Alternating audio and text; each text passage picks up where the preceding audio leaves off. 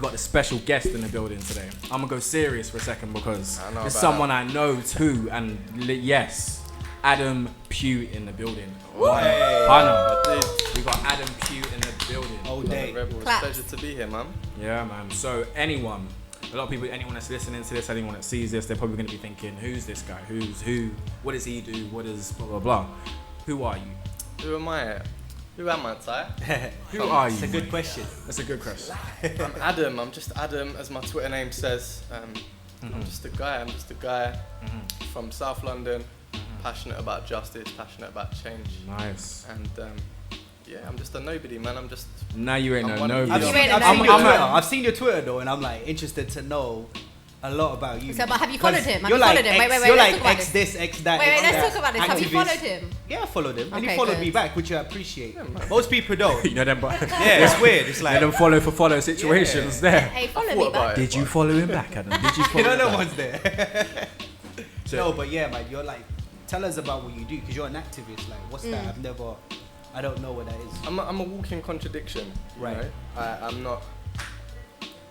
I hate labels. Yeah. Do you know what I mean? And it's so hard to fit into those boxes. But for me, I'm ex a lot of things. You know what I mean? You look at my Twitter. I'm an ex-police officer. I'm an ex-racist. I'm an ex. Man. You know what I mean? An you look at my- ex-racist? Okay, let's you say look that at into my the journey camera. and you see Yeah. where I've come from or where I'm at now. Yeah. Okay, let's not judge early. No. I find it quite interesting. I think because I've never heard that before, and I thought that Okay. was so like cool for you to say that. Not to chime in, 'Cause I've never heard that Not to before. throw in myself in here, but can I even just say early, how many people out here will come out and say, I'm an That's what ex-racist? I'm That's saying. exactly what So I'm I find also, it I want to interesting. even for a segue for the rest of this interview, for the next half an hour that we have, Yeah. I want to just say we know where this is heading. We are going to hear some epic. 100%. That's all I'm saying. So, okay, let's start off with the first. I just want to say, I find it interesting because following him on Twitter, it was weird because I had him on Twitter before I started London Bro. Yeah. And I'd see him on Twitter and that, and what he speaks on and how he addresses certain things, you would never ever have known that he is he's ex what he just said he was. Yeah. So it's actually I mean, so you're mad. the same. Let's keep it real, not to speak for, but you are the same person that put out a petition because of the Sun put out I think it was the 3-in-1 Muslims. Yeah, and I broadcasted that everywhere. Yeah. I was like, and you're the man that actually started the 40,000 signatures. 40,000, made it to ITV, made it to BBC. You started a wave. Tell us about it. About the petition. Yeah. And what actually put you to that point to make it? I think it was just, you know what I mean? Like, I hate injustice. We talk about racism. The reason why I hate it and I'm so vocal against it is because I've been through it and I understand it. And I understand how ignorant and how mindless it really is. And I think that being exposed to certain things, being exposed to Islam, having a lot of friends from different races, different cultures, it's just something that's been building up. You know what I mean? I'm interested in politics. I'm interested in what's going on right now in Syria. And I think it's been brewing for a long time. And a lot of people might ask, why would it build up with you? Like, why is that? Why has that got a burning? Because one of the main things people always say is, if it's not you, or it's not your demographic of people, you never feel as passionate. At the end of the day, racism is not something that has ever really affected me directly. You know what I mean? I get a lot of benefits because of my white skin. So that's real. So that doesn't benefit me, but I don't have to be able to relate to that, to be able to understand it, and to be able to be angry about it. I don't need to be from that walk of life. You know what I mean? My friends, the people that live next door to me, the people that are in my community, these are the people that I love. Do you know what I mean? That are my family that are affected by this. Yeah. And it's fine for, you know, when people from our communities talk about these issues, when you talk about it, particularly young ethnic people, they get told to shut up. They get told, do you know what I mean? You've got victim mentality. They get told, do you know what I mean? You're playing the race card. Yeah. But when I turn around and I say it as a white man, I'm not the spokesman for, you know what I mean, for racial injustice. I'm not the spokesman for Black Lives Matter. But at the end of the day, to hear it coming from a white man, or to hear it coming from an ex-police officer, it carries a little bit more weight. You know what I'm saying? And I can come at it from a different perspective, and that's what I'm trying to do. It's the sad side of society, but it's a factual side of society. When you hear a white guy come out and say, someone that you wouldn't expect to be in it, to come out and say, you know what, I don't like this, Yeah. people really do listen. That's Shouldn't true, be the though, way. that's true. So how comes you're an ex-police officer? Like, why did you leave? Why did I leave? Yeah. Wait, how did you get into it first? And then Yeah, see, Of course. that's a better question. I joined the police, so it took me near enough 6 years to get in. Right.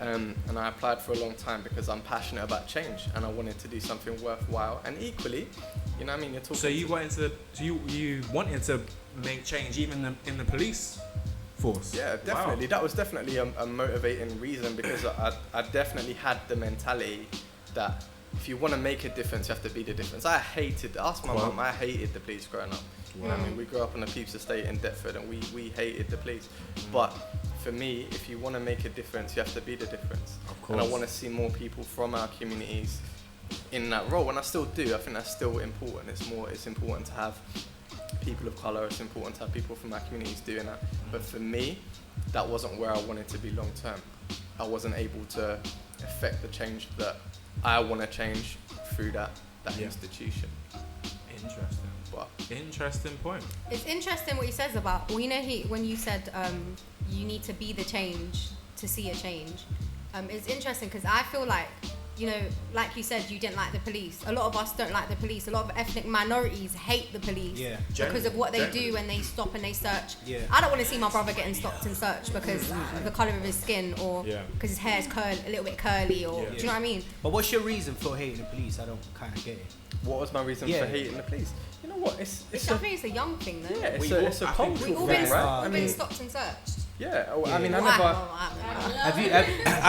Have you been stopped and searched before by a police officer? I've been stopped and searched. I've been stopped and searched more than anything by affiliation because of who I was with, rather than on my own merit. I think for me, growing up where I grew up, in that part of South London, and we talk about me and what side of London did you grow up in? Deptford. Deptford. But I'm right on the border, so I'm right near Bermondsey. I live a 5-minute walk from Millwall Football Club. I was a season ticket holder for 15 years. Millwall. Do you know what I mean? My first arrest was at Millwall Football Club. Millwall, come on. Right. So for me, those were my experiences with the police. Do you know what I mean? Being told to effing move now or I'm gonna stick you. So that's an interesting factor to think that you grew up with that mentality. You ended up becoming a policeman. Yeah, exactly. Yeah, but I think it's a good thing. I think I think if we had a lot more, if people didn't hate the police, for example, then like ethnic minorities and like these kids will probably, I don't know how to explain it, but they would be more likely to want to join the police force if they didn't feel so much hate towards them, because you don't have like young black boys and like, I mean, there are aspiring a few aspiring to be policemen because they don't see that. A lot of policemen and police women, there's like quite a few women now, are majority of them are white. So they can't see themselves in that. What kind of changes do you feel you've made by joining the force? Like, do you feel that you've made any changes or anything like that? I think the reason why I stayed as long as I did is because I think I was able to change and influence the culture and the attitude of my colleagues. Right. More than the people in the community, more than the people in the street. For me, that's what kept me there as long as I stayed there. I worked in Southwark. Yeah. So that's Peckham, Woolworth, Rotherhithe, all of those kind of areas. Yeah. And just like you're saying, do you know what I mean? There's 90% of the officers in that borough who, do you know what I mean, I still talk to now, but 90% they're all white. And not just white, but we're talking about people that they don't live in London, they live in Kent, Surrey, So they Essex. don't understand these children. They live in areas that are highly populated white areas. And it's what we're talking about. When we talk about racism, we need to understand it. We need to get to the root of it. Fine, it's disgusting as well, but let's be real, let's understand it. Because you have to understand that when you're working in a job that takes over your whole life, this is your whole identity, right? The hours that they work, they date within the job, they socialise within the job. It's an institution. Can I ask you, what made you change from being a racist into being a non-racist person? I grew up where I live in the Peeps estate. I didn't live in Bermondsey. I went to school in Bermondsey, so I was exposed to that kind of attitude and that kind of mentality. But when we were coming up, it wasn't like now when people are all about this making money. Back then, everyone was on postcodes and you couldn't go to certain areas. And I wouldn't be able to live where I lived if I had that, do you know what I mean, that outward mentality. It would be remiss of me to say that you know, what changed me is I'm a Christian. I became a Christian. I got saved in 2008. Yeah. So that definitely is what changed me. Do you know what I mean? It was the gospel that changed my heart. But yeah. Would you argue that a lot of racism comes from lack of understanding? So when you don't understand a certain culture, or 100%. You don't understand, for example, I'm Moroccan, so I wouldn't say, I understand Nigerian culture, because you can't say African culture, because there's so many different cultures within Africa, and a lot of white people, or even a lot of probably Moroccans, a lot of people fail to understand that there's so much diversity in the world, of course, that people just label it as one thing. So as soon as people don't understand something, is that they reject it and they say, no, you are not that you are not human, but you are not on the same level. Or do you feel like not understanding people, because you know a lot of races, you know, you'd be like, oh, that Paki over there, oh, you curry eater, you associate like things that people would associate people from Pakistan or Indians or people from Bangladesh or whatever with. It's like they associate them purely with something that's like, I don't know how to explain it. Do you get what I'm trying to say? Yeah. Like people don't understand the full culture, so they reject it, or they say, oh, this is what you are, and I think it's ignorance, isn't it? Yeah, well, it definitely is ignorance. It definitely is ignorance. But I'm saying that, so some young people that are racist, I wouldn't say by default. It's like, I wouldn't call them racist. They just don't understand it, and they don't try to understand Here's it. a good question, even for you. The fact that, just like with Abir just said about understanding, I guess you grew up in an area where you actually did have a lot of cultures. So how did you, even understanding these cultures around you, how did you end up a racist? I grew up in an English family, right? Very conservative. I grew up, football was the life. Every week we were home, away, we were there. I mean, in and out of pubs. And that was my group of friends growing up from a young teenager. Going to school with a group of Bermondsey boys, it was just something that just saturated my mind. It was just something that I was exposed to, and I didn't really understand it. The ones around you encouraging you into this? Yeah, definitely. Yeah. Definitely. There was definitely an element of peer pressure. But you know, I think as much as we talk about it being ignorance and we talk about it being a lack of understanding, racism is such a deep issue. Like it's so deeply woven and ingrained into the culture of our country. Do you know what I mean? It is a lack of education, it's a lack of understanding. There's also a lot of fear that's involved. I think a lot of English people are very scared of change, and they're very scared of these people are coming to our country and they're scared changing of trying to understand. They don't want to understand. They don't want to. They reject. I feel like they reject it. That's anything that is not of. Which is not to say that change is a lot of the time good for communities and good for cultures and stuff. So I don't know. I'm not personally. I've never been racist. I mean, I might have not understood something, but I've never been racist. I've always asked or said something with the intent. I think we're all a little bit racist if we're honest. I think we've not. Yeah. I wouldn't say that I'm racist, but if I'm honest, there's been times when I don't understand something, but I wouldn't be racist. I would never reject it, or I would never say that is wrong. Yeah. There might be some things in certain cultures that I don't agree with, but I understand that is your culture, and that's what has been.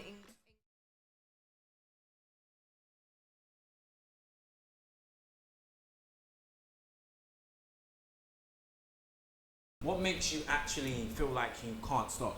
Whereas there's a lot of people that actually feel it in them, but yet they still stop. You know what? I have my moments. Do you know what I mean? I have my moments where I wanna switch off, and I feel like I don't care. But ultimately, the people that I'm surrounded by, my team of people, my friends, they go just as hard as me. You know what I mean? You might not see them, but I'm not out here on my own. I'm not. Do you know what I mean? I'm not anything special. And I think when you surround yourself with positive people... Kanye West them. Don't be saying that. Kanye West them. Yeah. Kanye West them.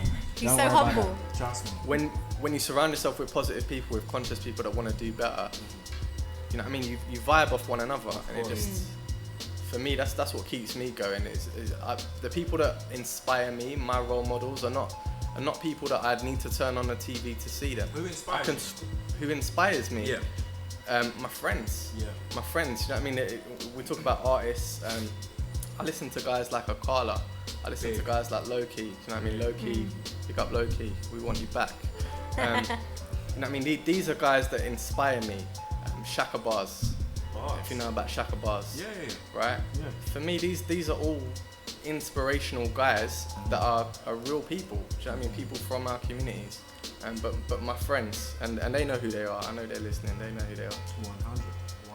I respect that so much. What was I talking about? I was talking about that. This whole, I think it was last week, we were talking about role models. Yeah. And I said that I don't look, you know, we were talking about artists and, you know, certain artists shouldn't be role models because they do this and that and that.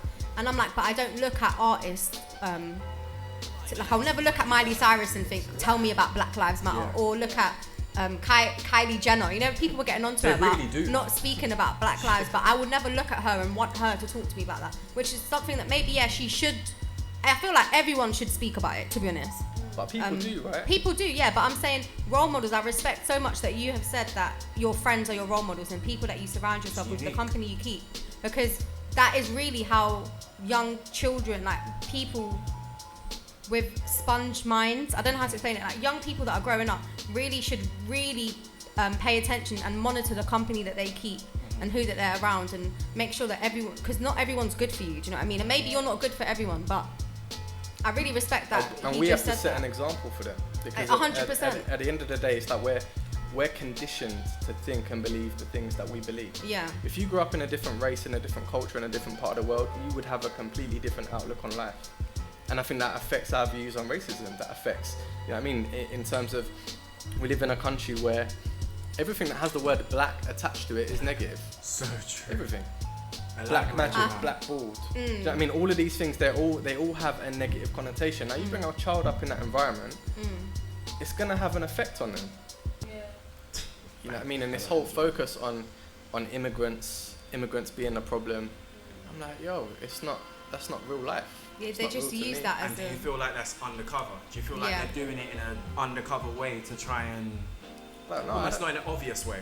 No, I mean, I think now it's more upfront and out there than it's ever been. I think now there's a real push.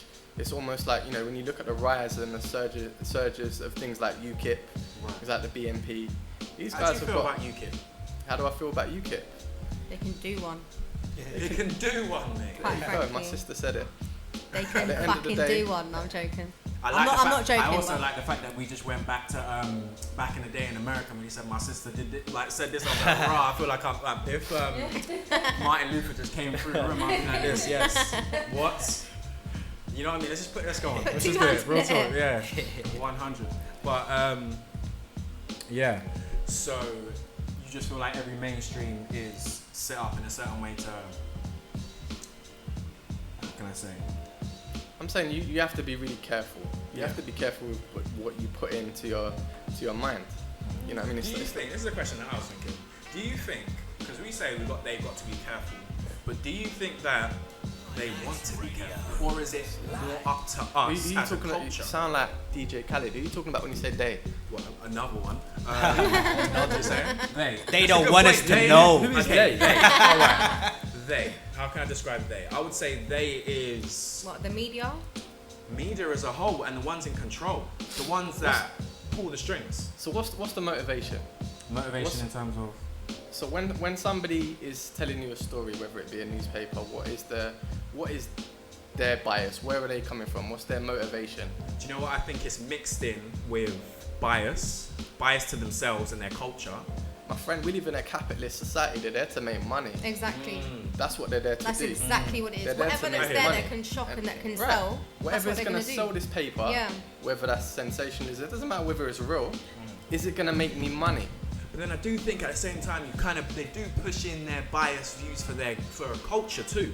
Because I think we can't ignore when we see stuff like black on black crime in a newspaper. That's nothing to do with money. That's to do with control. That's to do with, okay, we're going to throw this term in there so you can feel something. We don't know what we're feeling at the time, but it's done on purpose, I believe. I believe it's done on purpose. So we grow up and we go, oh well, like black on black crime.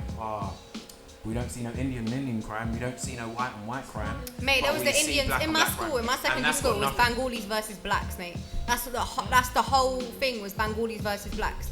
And I feel like what they do is what pisses me off about this black on black crime thing. They're trying to show us that they don't care about their lives, so why the fuck should we care about their lives? The same thing, that's what's happening in America, yeah. You know, Kendrick went on and said something about black people need to do better, yeah? Need to support each other. Like, black people shouldn't be out there killing each other, because look what you're telling police that it's okay to be killing us. We don't care about our lives. And a lot of the black community came out and said, that he was a Uncle Tom. Victim blaming. Yeah, victim blaming. That called him a coon and all them things. And we don't realise that we are a problem.